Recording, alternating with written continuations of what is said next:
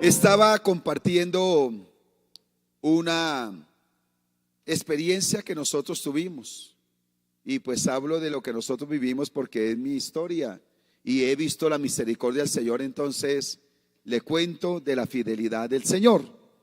Y cuando nos casamos con la señora Estela Rodríguez, nosotros antes de casarnos pensamos en tener 2 hijos.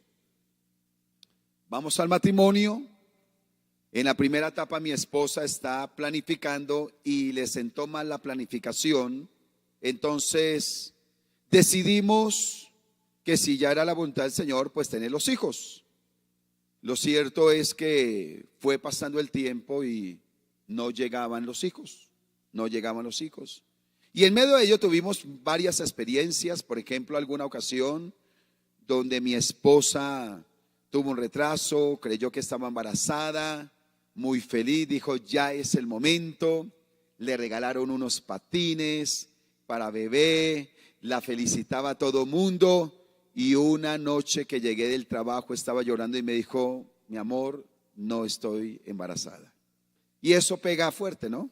Eso pega fuerte. Entonces, orando al Señor, pasaba el tiempo, no venían los hijos y decidimos en un momento pues ir al médico y mirar qué tratamiento tocaba hacer. Y es muy engorroso, muy incómodo cuando se hacen todos esos exámenes de fertilidad. Es terriblemente feo. Lo cierto es que ya pasado el tiempo y en esa lucha, yo jugaba con los niños, a mi esposa eso le pegaba fuerte y todo lo que se vive en esa experiencia.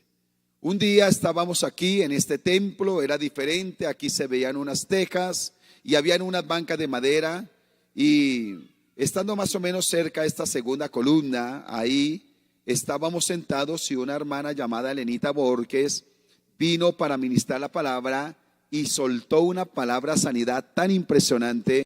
Mi esposa llevaba como 24 días con una hemorragia, estaba mal. Entonces la hermana lanza una palabra tremenda y mi esposa siente algo especial, se quebranta, llora. Ella sale al baño, siente que ha sucedido algo y como lo dice Marcos capítulo 5 de la mujer del flujo de sangre, dice, ella siente que instantáneamente hubo una sanidad en su cuerpo. Y bueno, pues seguimos trabajando y a los 20 días más o menos se empezó a sentir, se sintió, déjeme contar,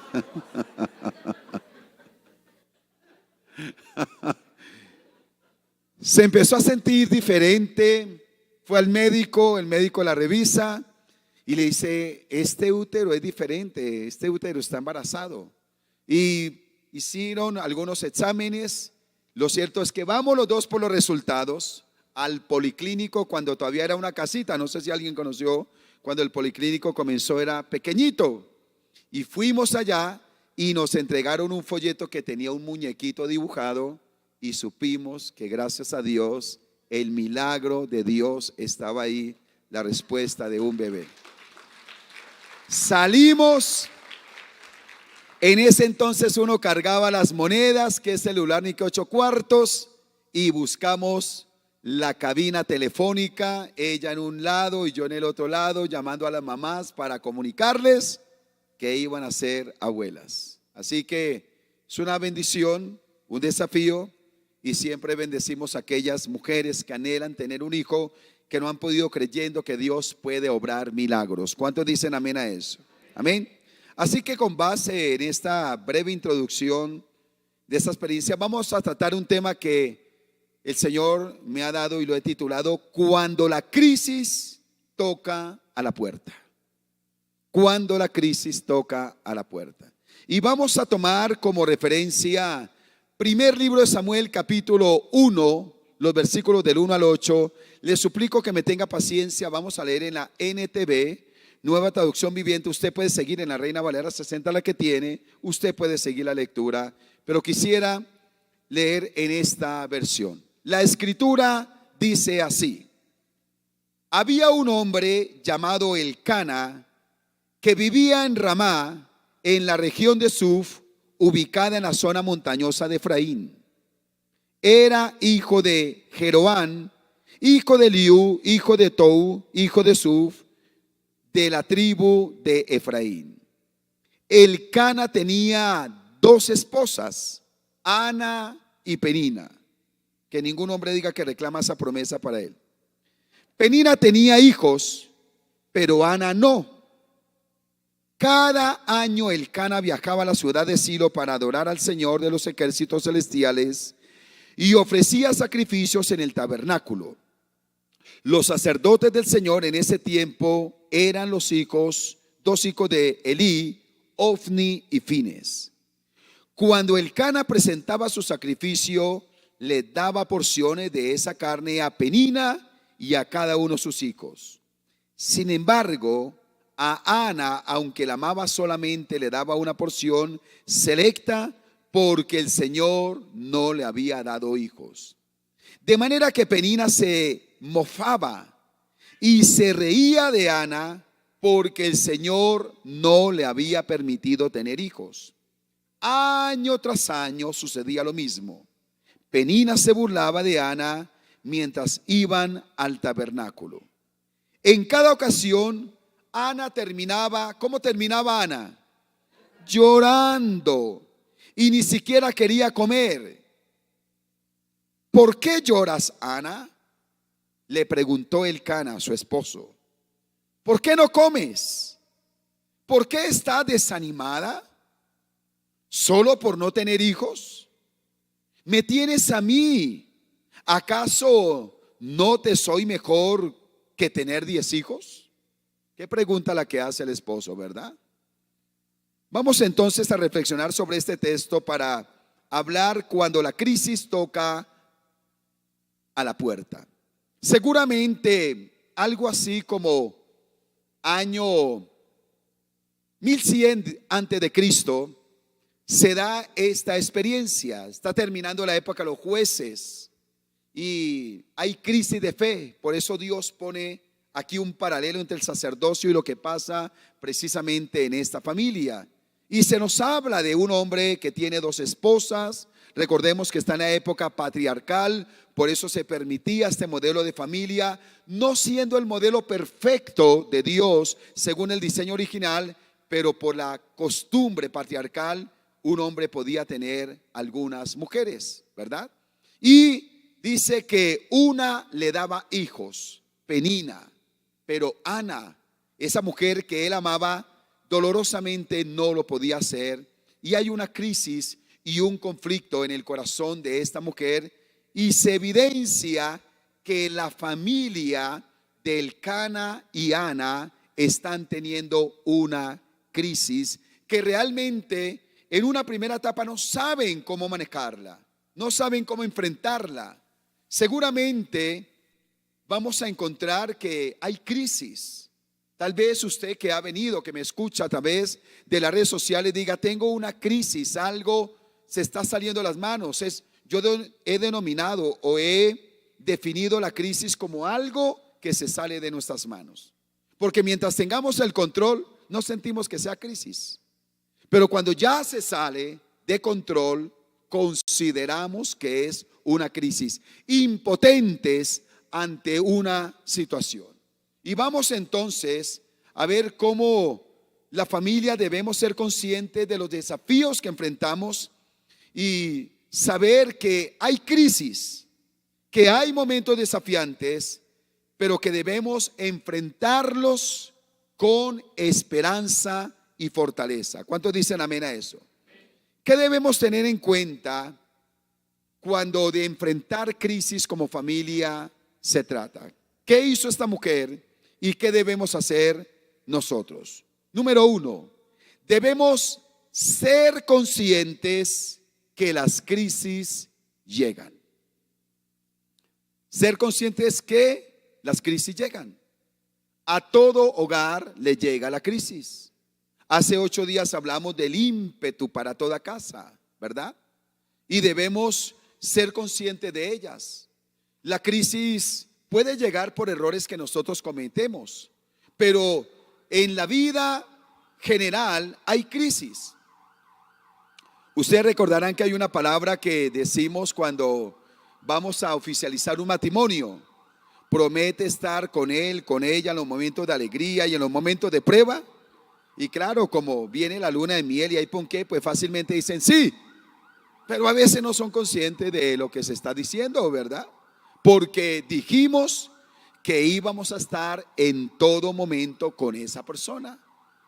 Y hay momentos de reír, pero también hay momentos de llorar.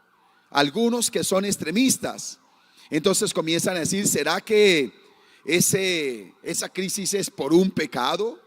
¿Será porque no oró? ¿Será porque hizo esto, lo otro? De hecho, nosotros mismos, nótese que cuando hay una crisis, la mente nos juega una mala pasada y empezamos a hacer preguntas que no sé si deberíamos hacerlas. Señor, ¿y por qué me pasa esto a mí? Y si el Señor respondiera al cielo, diría, hijo, porque eres humano. Y a los humanos les llegan las crisis. A todos nos llegan las crisis, ¿verdad? Esa es una realidad de la vida humana. Y en el caso de esta familia, estaba el anhelo de un hijo que no llegaba. Una familia que estaba ahí compuesta, como ya lo hemos descrito, y se descubre que Ana es estéril. Y no fue difícil, porque Penina sí tenía hijos de Elcana, pero Ana no los podía tener. Y la esterilidad era considerada una maldición en medio de esta cultura. De tal manera que ser mujer y no tener hijos era lo peor que le podía pasar. No tenía esperanza, la mujer no tenía dignidad, no tenía futuro, no era valorada por cuanto era una mujer que se consideraba que no servía porque no podía tener hijos. Le estoy hablando de lo que pasaba allá. Entonces es difícil y esto llevó a que Ana experimentara los síntomas de la depresión. El texto que hemos leído nos deja ver que ella lloraba constantemente. Una persona que está tocando la depresión en el nivel, porque la depresión tiene niveles, en cualquiera de sus niveles, así sea leve, comienza a llorar. Por eso es que se hace sensible. Está por ahí, ve volar una mosca y empieza, todo lo hace sensible. Su sensibilidad se disparó. Empieza a llorar. Y dice que esta mujer lloraba. No sé si cuando veía a un niño, no sé si cuando veía a Elcana jugar con los hijos de Penina, lloraba. Se sentía mal. Nótese que hay otro síntoma de una persona en depresión. No comía. Lo dice el texto que leímos. La mujer no comía. Entonces una persona en depresión o come demasiado o deja de comer. Claro, algunos dicen, oye, mi amor, ¿tú estás en depresión? Que estás comiendo demasiado. Hay que comer moderadamente. Pero no comía. La mujer no comía. Y estaba atrapada por el desánimo, ¿verdad? De tal manera que la crisis altera el estado integral de aquella persona que la vive. En otros casos duermen demasiado, como cuando Elías se echa a dormir sobre un árbol, o no duermen. Hay una alteración y esta mujer ya está empezando a evidenciar síntomas de la depresión, ¿verdad? Y al lado de ello, mire cómo también en esa crisis está viviendo, se evidencia la indiferencia de muchos. Está Penina, y Penina es ofensiva con Ana. Se burlaba, era indiferente, era orgullosa porque sí tenía hijos. Y era una mujer, Penina se complacía en el fracaso de Ana. ¿No le parece a usted tremendo que hay gente que se complace al ver que otros sufren, que no les va bien, que quebró el negocio, que su hogar se acabó, que se enfermó, que las cosas no le salieron? Hay personas que se alegran. Y también vemos entonces que además de esto, está la incomprensión. Frente a las crisis hay gente que se burla, pero frente a la crisis también hay gente que no comprende lo que realmente está pasando. Cuando leímos el primer versículo, se dio cuenta que dice que era hijo de Suf, que era de la tribu de una cosa, y uno dice, bueno, ¿y eso para qué? Pues sencillamente nos está diciendo que Elcana, su esposo, que la amaba, era descendiente de Suf, y su línea familiar muestra que venía de los levitas. Aunque habla de la tribu de Efraín, recordemos que los sacerdotes, los levitas, tenían parte en las diferentes tribus.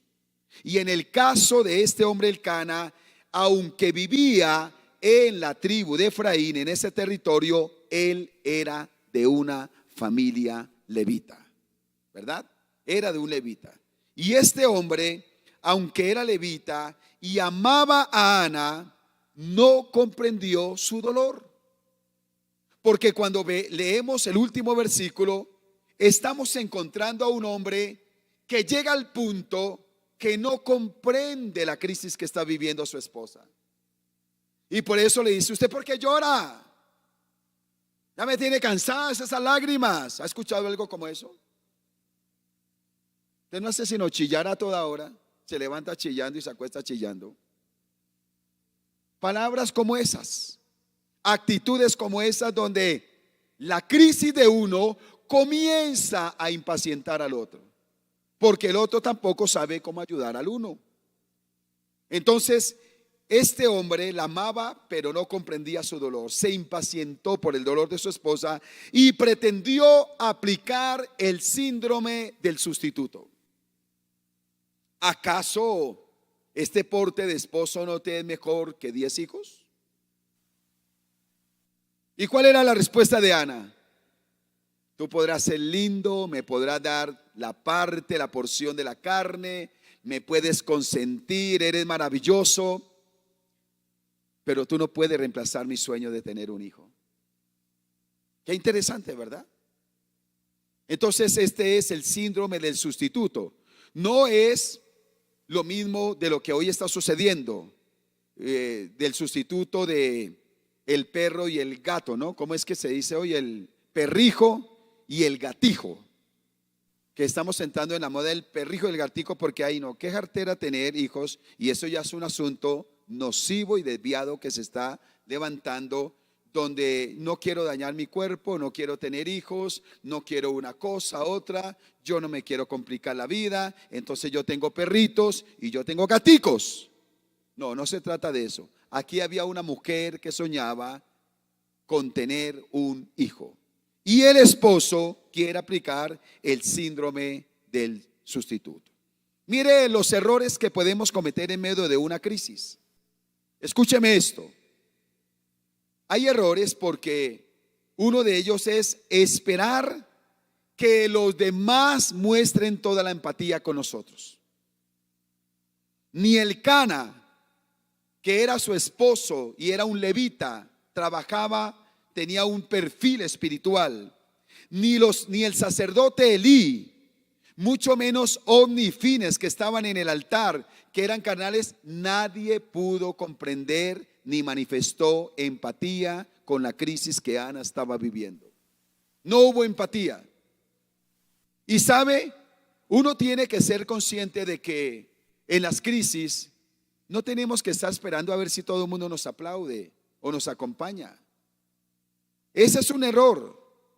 Y hay amargura en muchas personas porque dicen, mire, yo tuve una crisis, pero nadie me acompañó, nadie me dijo nada, nadie me visitó, nadie, ni en la iglesia, ni mi familia, y nos resentimos. Hay mucho resentimiento porque generamos una falsa expectativa que alguien nos iba a ayudar en medio de una crisis.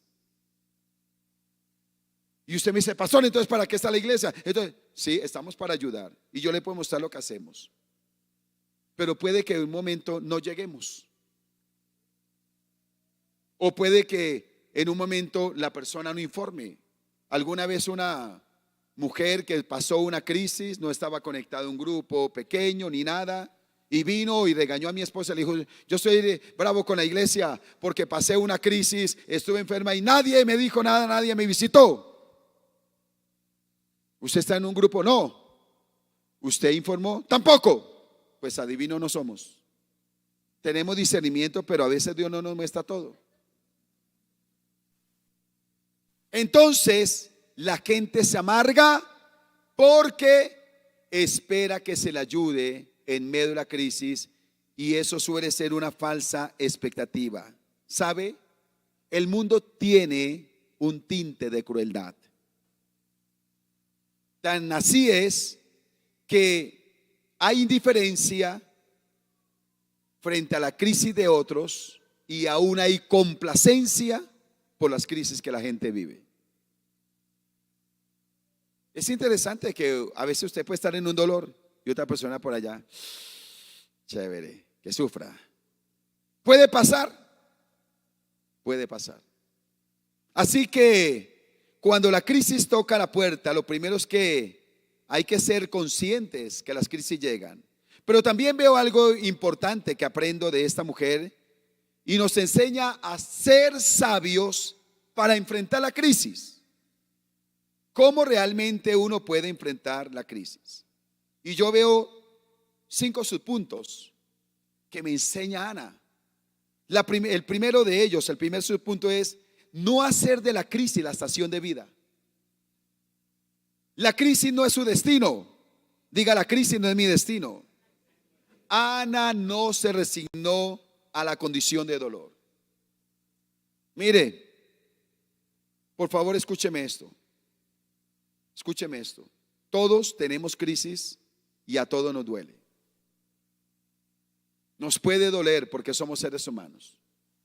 Pero si ese dolor se prolonga 6 meses, 1 año, 2 años, 3 años, y usted no sale de esa condición, usted se quedó en esa estación de vida. Y si hacemos un análisis, es porque o no permitimos ayuda, nos gustó el dolor, el orgullo fue tan fuerte que no nos dejamos ayudar y nos enranchamos en una estación. No es normal, no es de Dios que nos quedemos en la estación de la crisis y el dolor. No es normal. Todo lo tenemos, pero debe pasar. Me hice entender en eso, ¿verdad? Así que no alimentes la crisis, no la endiose, no se refugie en la misma crisis, no se enrede, no haga de la crisis la estación de su vida. Pero también algo que hizo Ana fue que Ana se levanta a una vida de oración. Usted está copiando y usted es inteligente. Mire lo que dice el versículo 9, la historia sigue. Dice: una vez después de comer lo que fue ofrecido como sacrificio en Silo, Ana se levantó y fue a orar. ¿Qué hizo Ana? Ana se levantó y fue a orar. Ana nos enseña que la oración eficaz del justo puede mucho, y que cuando viene una crisis, el Señor nos ha dado un arma espiritual que se llama el poder de la oración. Hay muchos textos: clama a los justos y Jehová los oye y lo libra de todas sus angustias. Cercano está Jehová a todos los que le invocan, a todos los que le invocan de verdad. Este pobre clamó y le oyó Jehová y le libró de todas sus angustias. ¿Qué hay que hacer cuando quiere venir la crisis? Y no solo cuando está la crisis. Debemos tener una vida de oración. Pero cuando quiera venir esa crisis, hay que reforzar la vida de oración. Pase una noche en el secreto con Dios. Que se quiso levantar un hijo, que hay rebeldía, que se está perdiendo el amor en la pareja, que quiere venir una enfermedad, la crisis económica, el desánimo, las cosas no salen. Bueno, Vamos a ver si la crisis va a ser más grande que el poder de Dios. Me levanto en oración a buscar la presencia del Señor. Provoque un ayuno. Levántese en la madrugada. Clamemos, gimamos delante del Señor, supliquemos delante de Dios. Digámosle al Señor: Padre, te entrego este dolor, te entrego esta crisis. Si ha pasado algo contra alguien, ¿sabe cómo se evidencia? Escúcheme bien esto. ¿Sabe cómo se evidencia que mi corazón está siendo sanado? Cuando han habido choques con esa penina, con ese familiar, con esa persona. Tal vez alguien fuera de la familia y que se dio algo difícil. Y a veces nos quedamos con los resentimientos. Le animo que si usted tiene resentimiento con alguien, si todavía por ahí usted tiene un le mastico y no le paso, si tiene por ahí su guardado de odio y resentimiento contra alguien, de malestar contra alguien, ¿sabe qué es lo mejor que puede hacer usted? Saque un día de ayuno para bendecir esa persona. Uy, pastor, pero no me pongan esas. Toca. Señor, bendice a fulano de tal, a fulano de tal. Yo te pido que lo que me ha dado a mí le des el doble a ellos. Uy, eso sale, pero con un esfuerzo. Pero es tan sanador. Señor, que tu gloria los visite. Señor, que tú les uses. Señor, que la casa de fulano de tal, tú le bendigas, prospera lo que está haciendo, bendice su trabajo. Y al comienzo usted empieza a sentir que no. Uy, pero Señor, bendícelo. Pero si usted hace eso, se da cuenta cómo espiritualmente hay una liberación. Hay liberación. Un día una persona dijo: pastor, es que yo quiero que venga para que usted me ministre liberación. Y yo ni le entendí, porque a veces tenemos unos lenguajes que yo no entiendo. La palabra libera. En la oración hay liberación. En la confesión también hay liberación. Entonces, ¿tiene algo contra alguien? Levante la mano. No, mentiras, no levante la mano.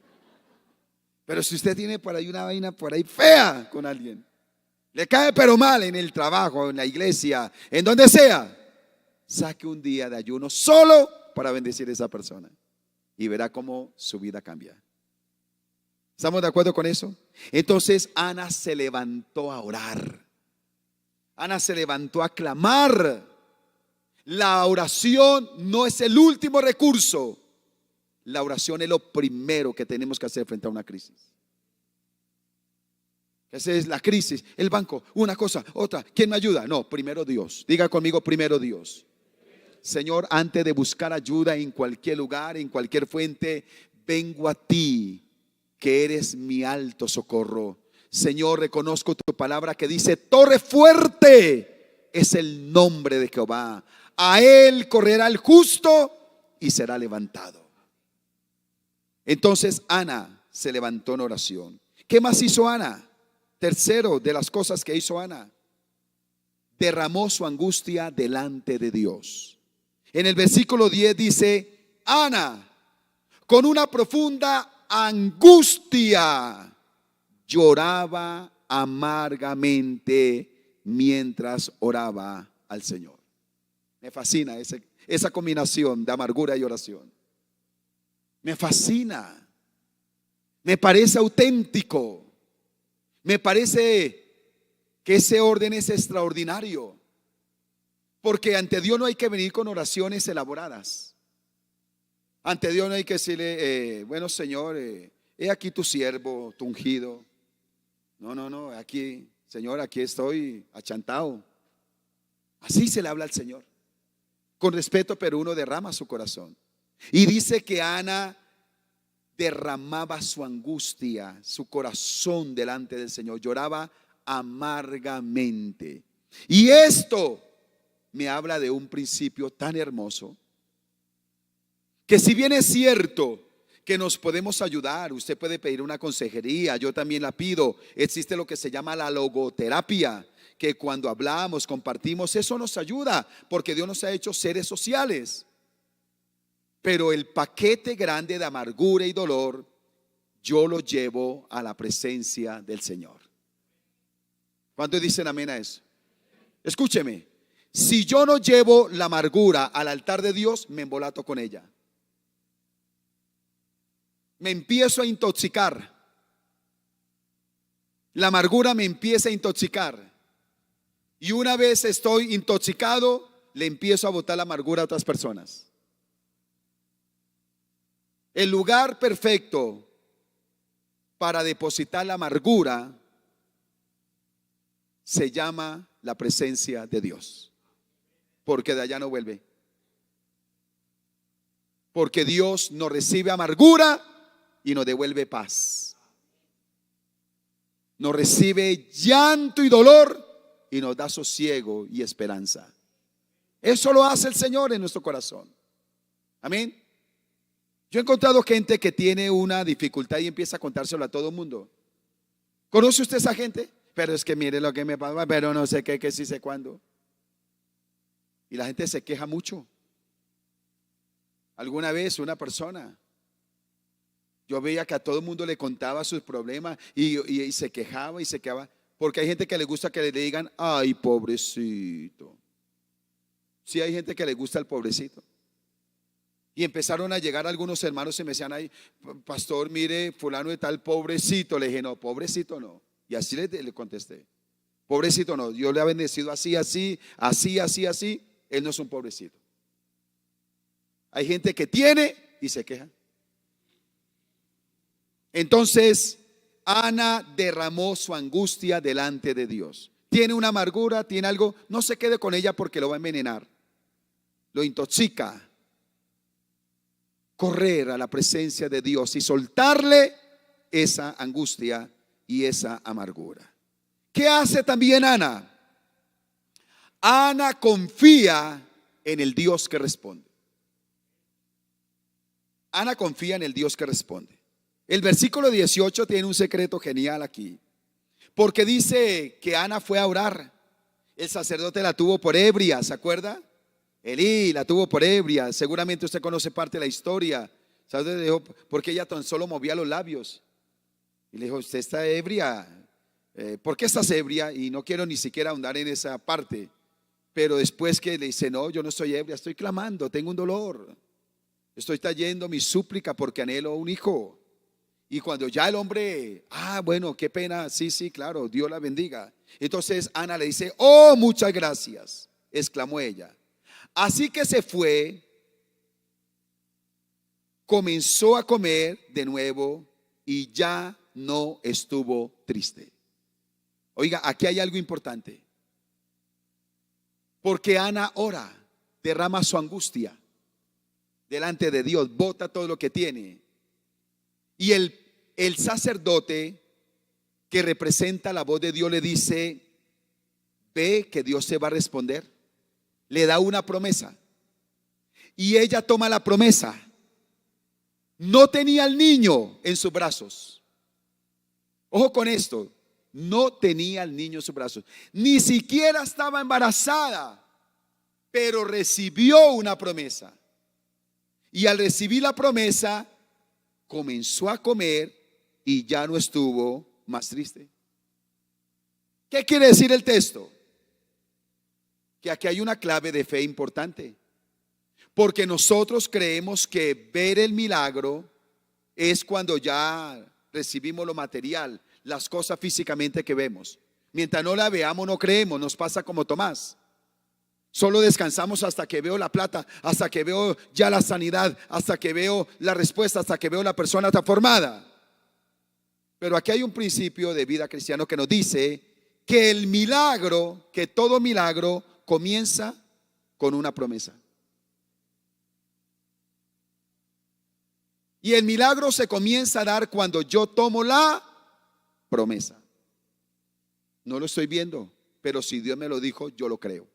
Eso hizo Ana. No estaba embarazada, pero comió y no estuvo más triste porque Dios le dio una palabra a través del sacerdote y dijo, si Dios me lo dice, yo le creo a Dios. Por eso el pueblo del Señor vive por fe y no por vista. Y usted y yo tenemos que aprender a tomar las promesas del Señor. Si Dios lo dijo, aunque el viento sea contrario, yo lo voy a creer. ¿Cuántos dicen amén a eso? Pero ¿qué hizo también Ana? Ana hace voto delante de Dios. ¿Ana hace qué? Ana hace voto delante de Dios. Ana hace un voto delante de Dios. Mire lo que dice el versículo 11. En el versículo 11 está diciendo, e hizo el siguiente voto: oh Señor de los ejércitos celestiales, si miras mi dolor y contestas mi oración y me das un hijo, entonces te lo devolveré. Él será tuyo durante toda su vida, y como señal de que fue dedicado al Señor, nunca se le cortará el cabello. Mire lo importante. El Cana era de la tribu de Leví. Y si el Cana tenía hijos, formaban parte de la tribu de Leví. Y por ser levita, ya estaba dedicado a Dios. Entonces, ¿por qué Ana se lo tenía que dedicar al Señor si ya estaba dedicado a Dios? Cuando uno va a Números y habla a los sacerdotes, dice que los sacerdotes servían al Señor de los 25 a los 50 años. ¿Verdad? Pero ¿qué está diciendo Ana? Ana reafirma la consagración de ese hijo y amplía la dedicación. Porque está diciendo, Señor, si bien es cierto que un levita te sirve de los 25, si tú me das ese hijo y que tiene ascendencia levita, desde niño te va a amar y te va a servir. Yo bendigo a los papás que traen los niños a la casa del Señor, que invierten en los niños. Porque a los niños hay que formarlos en los principios y la palabra del Señor. Agarró las 5 cosas que hizo Ana, ¿no? Espero que usted las tenga, no se las voy a volver a repetir. Y número 3, cuando la crisis toca la puerta y ya Dios ha procesado y nos ha respaldado y nos ha respondido, hay que ser agradecidos con el Dios que responde. ¿Hay que ser qué? Ser agradecidos con el Dios que responde. Mire cómo Dios honra la fe del que clama. En el versículo 19 dice, temprano a la mañana siguiente la familia se levantó y una vez más fue a adorar al Señor. Después regresaron a su casa en Ramá. Ahora bien, cuando el Cana se acostó con Ana, el Señor se acordó de la súplica de ella. Qué bonito que Dios honra la fe. Se acordó. La que era estéril quedó embarazada. Entonces mire cómo Dios honra la fe del que clama. Y ahora que la mujer recibe el niño, mire cómo Ana se acuerda del Dios que la acompañó en la angustia y respondió su súplica. Mire los versículos 24 al 28. Cuando el niño fue destetado, Ana lo llevó al tabernáculo en Silo. Ellos llevaron un toro de 3 años para el sacrificio, una canasta de harina y un poco de vino. Después de sacrificar el toro, llevaron al niño a Elí. Señor, ¿se acuerda de mí?, preguntó Ana. Soy aquella misma mujer que estuvo aquí hace varios años orando al Señor. Le pedí al Señor que me diera este niño y Él concedió mi petición. Ahora se lo entrego al Señor y le pertenecerá a Él toda su vida. Y allí ellos adoraron al Señor. Hizo un voto. El tiempo está corriendo, ya estoy mirando el reloj, pero déjeme decirle rápido esto. El voto es una ofrenda y un compromiso que yo voluntariamente hago delante de Dios. Alguien puede decir, Señor, tú sabes cuánto nos ha costado pagar arriendo. Si tú nos bendices con una casa, en esa casa vamos a predicar siempre tu palabra. Ese es un voto. Señor, estamos en la quiebra, esta empresa quebró. Perdónanos si tomamos malas decisiones. Si tú la levantas, si tú bendices esta empresa, hacemos un voto que apoyaremos las misiones para siempre. Usted hace un voto delante de Dios. Esta mujer hizo un voto. Ahora, después de tener un hijo y verlo tan bonito, Ana se pudo haber olvidado de la promesa, ¿sí o no? Porque, sí, Señor, yo le dije, pero era porque estaba en angustia. Déjame, yo lo crío aquí, Señor, y yo le enseño la palabra. Entonces empezamos a negociar con Dios. ¿Sabe? Esto es fuerte porque dolorosamente nuestra cultura tiene una debilidad en el valor de la palabra y del voto. Aquí decimos una cosa hoy y mañana la cambiamos. Sucede en los gobiernos, que no a la constituyente, pero después, sí, ahora sí la hago. Que hoy no hay impuestos, que mañana sí, que hoy hacemos de una manera, otra sí, y así se hace en todo lugar. La palabra no tiene valor. Sí, yo lo dije, pero es que como usted me dijo que tal cosa, entonces le acomodamos todo. Nosotros somos elegantes en montar la película para evadir la responsabilidad del voto. Si yo le dije a Dios que le iba a servir durante toda la vida, así se levante el mundo, yo le dije a Dios que le iba a servir. ¿Es así o no es así? No, es que como tal cosa, no, aquí no valen excusas. La palabra se cumple. Y podríamos predicar solo del voto. Pero esta mujer dice que después que destetó al niño, y el niño se destetaba, según la cultura allí, hoy al niño se le da pucheca hasta el año, ¿no? Un año de pucheca. Y algunas no le dan pucheca porque se le daña la pucheca. Pero hay que dar pucheca porque eso nutre al niño, ¿verdad?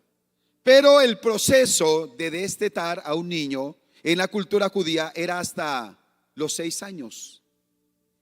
Porque era hasta que el niño dejara la leche, fuera al bañito solo, todo eso se le llamaba destetar. Es decir, que el niño ya cobra una independencia. Oiga, un niño de 6 años, toma al niño, el que tanto anheló, el que vio crecer, con el que se deleitó en sus sonrisas, en el agugú, y los que hemos sido papás y abuelos sabemos que esos chinos nos emboban. Pero ella sabía que tenía una promesa. Y toma al niño y lo lleva al altar y lo consagra delante de la presencia del Señor. Así que la palabra de Ana tuvo valor, porque Ana nos enseña que los hijos se tienen y se levantan para que amen y sirvan al Señor. ¿Cuántos dicen amén a eso? ¿Sabe que hay un peligro grande de hacer de los hijos un ídolo? Hay un peligro. Nosotros conocimos con mi esposa una hermana que de verdad no era aquí a la iglesia, y siempre sus hijos, ay, ¿sí conoce mi chinito? Mire mi niña, ¿cierto que mi niña es bonita? Decía sí o no, mi niña es bonita, y es que mi niña ya es profesional, y es que mi niña y mi niño, esos son ídolos. Hay papás que hacen de sus hijos ídolos. Dios no me da los hijos para que los convierta en ídolos, a tal punto que desplazan al mismo Dios de mi corazón. No, ya no le sirvo a Dios porque es que mi niño, me toca cuidar tanto al niño que ya no tengo tiempo para servir a Dios. Ídolo. Un hijo no le debe estorbar a uno ni amar ni servir al Señor, porque es un ídolo. Cuando el corazón de un padre se inclina y es condescendiente con el pecado del hijo, lo convirtió en un ídolo. Y hay muchas maneras de convertir a un hijo en ídolo. Entonces, peligro de hacer de los hijos ídolos de los padres, como el peligro de formar hijos para que sean ídolos de sí mismos. No, que sea la estrella, es que sepa 20 idiomas y tenga 5 carreras y gane harta plata. Es que yo estoy levantando a mi hijo para que sea así. Escúcheme, si la misión principal de usted y yo como papás no es levantar hijos para que le sirvan a Dios, lo demás es basura. Nadie dijo nada, pero todo bien. Si la misión suya, levantar sus hijos, no es que amen y sirvan al Señor, perdió el enfoque, la tarea se echa a perder. No, pero es que tiene títulos y tiene plata. Sí, hay mucha gente que con títulos y plata se van a ir al infierno. La meta es que amen y sirvan al Señor. ¿Cuántos dicen amén? Así que nos tenemos que levantar a cumplir la misión de levantar hijos para que amen y sirvan al Señor. Por eso le puso por nombre Samuel. Y Samuel significa Dios oye, Dios escucha. Amén. Dios escuchó su clamor. Como cuando Jesús dice en su palabra: vengan a mí todos los que están cansados y llevan cargas pesadas, y yo les daré descanso. Pónganse mi yugo, déjenme enseñarles, porque yo soy humilde y tierno de corazón, y encontrarán descanso para el alma, pues mi yugo es fácil de llevar y la carga que les doy es liviana.